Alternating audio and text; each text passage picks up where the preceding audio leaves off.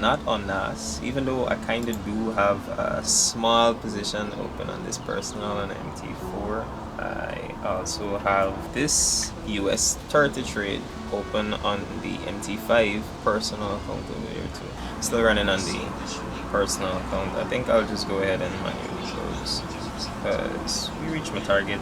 Actually, on this personal account, the target is just a little bit lower. Persons from areas where they ain't getting paid $100,000 throughout their lifetime want to trade $100,000 account. And even if you can afford it, you can afford it with money, but like your psychology cannot afford it. And if you're having troubles with like holding the trade, you are anxious, your heart rate just racing away and left you, lower your lot size, lower. Welcome back to another video. So I literally was about to put on the camera and this happened. Like, we're still in the same minute. Look like we're still going. We moved from 19,248 to 19,417 and counting in a minute. Y'all, you know how like there's a 200 and some pip move, bro. Wait, not 200 and some yet, 190.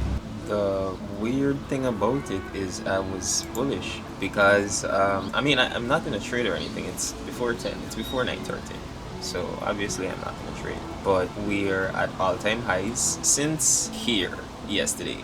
We're at all-time highs. So yeah, I lost yesterday's trade. I didn't see any opportunities to go back in, even though here was kind of one. It was so close to 4 o'clock. I just said, nah, man. But yeah, the price is doing what the price wants to do, I guess. But anyhow, just wanted to pull out the camera and give you guys a little update before we actually enter any trades. But as long as I have a trade opportunity, I'm gonna come back and check in with you guys.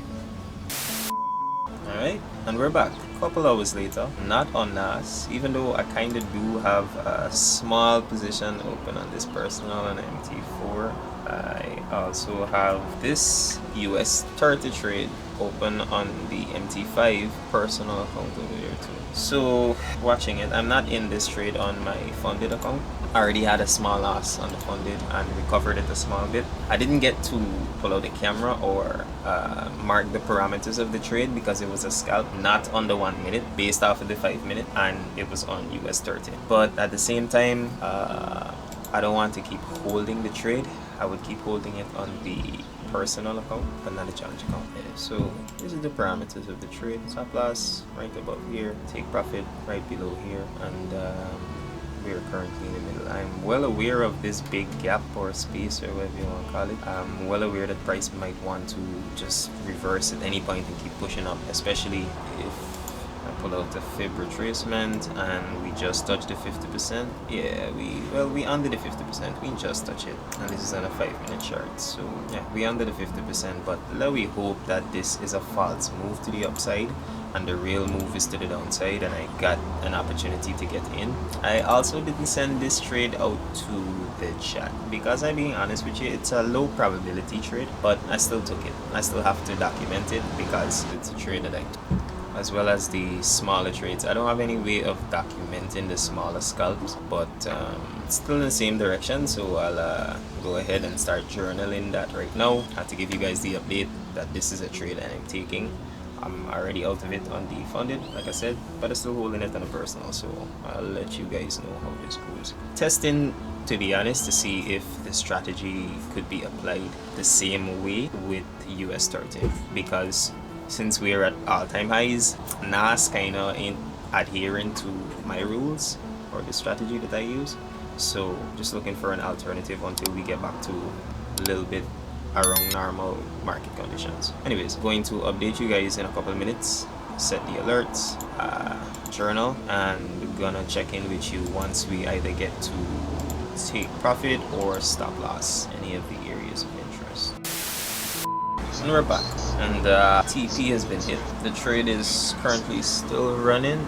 I don't know if y'all could, yeah, still running on the personal account. I think I'll just go ahead and manually close because we reached my target. Actually, on this personal account, the target is just a little bit lower, but I ain't gonna play them here.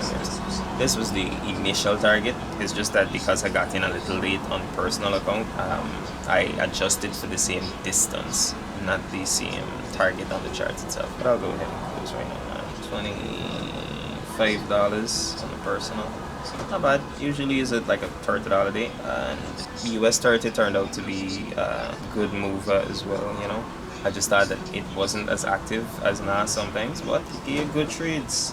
Good slow trades too, because I like these slow trades that just move in one direction, and it's a matter of discipline and patience, you know, rather than the fast quick movement up and down way testing your self-control and all these other things. Nah, but yeah, that's, I guess, the trade for today. Not a usual video. Well, recently we ain't being usual, you know, we coming different, and that's good. That's good. The trading changed up a little bit, but we still doing something. The funded account currently $6,111. Don't ask me how we reached till down back here, so I ain't over trading. This is just a $20 loss this morning. But what I can do, you win some, you lose some. The main point is to keep going in the game.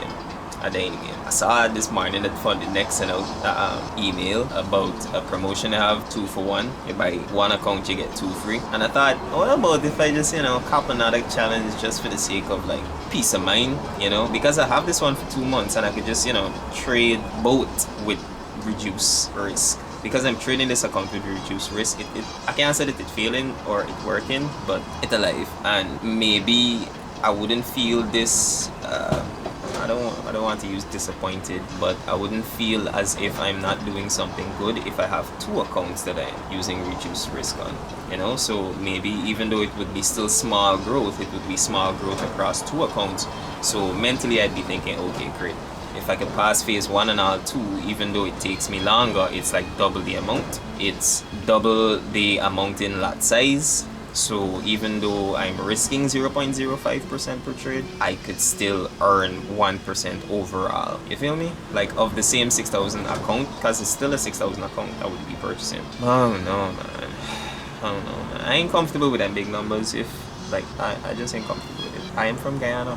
This is the truth, alright? I see people, bro, I watch a lot. Not a lot. I've seen some YouTube videos of other persons around the world, persons from third world countries, persons from, you know, persons in the natural situations. I'm not gonna say people not doing as well as others, because in this trading industry, almost everybody you see got a Lambo or something, or some expensive lifestyle. And for persons to be real, that's rare. So I have been watching a few YouTubers who, you know, give you that inside look of their life from all around the world.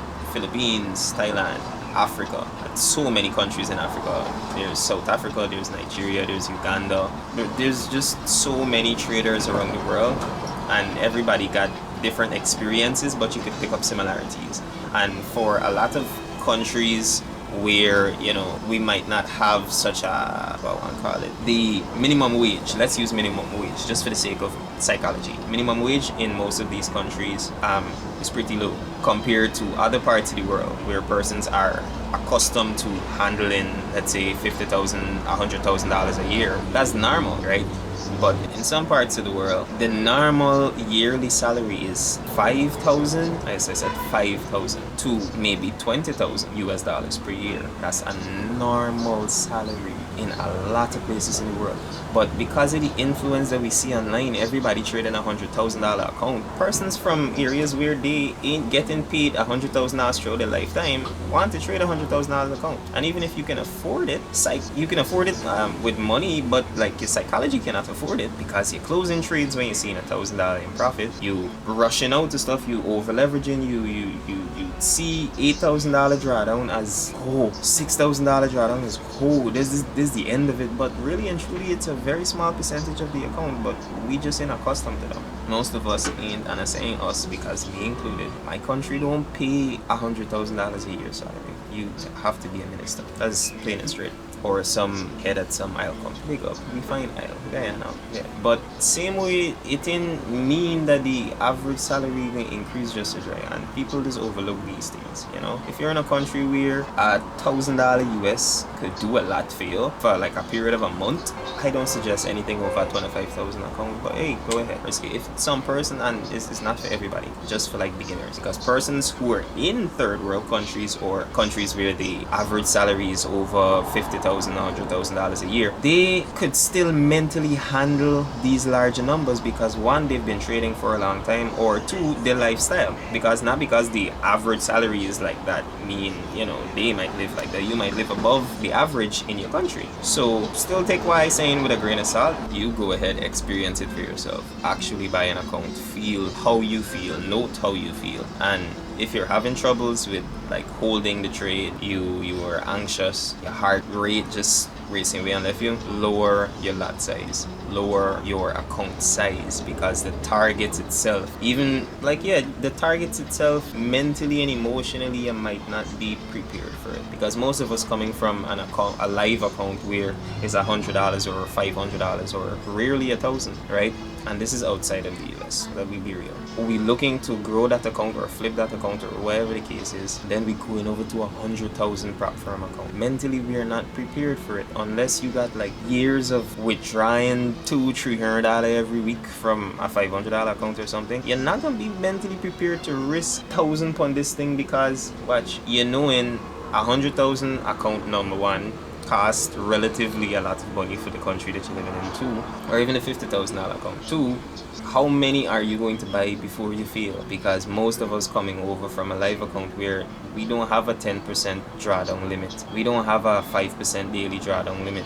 So adjusting to these conditions gonna take time, gonna take failing, gonna take trial and error, you know. So just wanted to let somebody know that hopefully it made somebody's decision about prop firms and buying an account a little bit more informed, so they would have hopefully have better results. That'll be it for this video. Catch you guys in the next one. Remember to like, comment, subscribe. Peace. Bye, have a great time.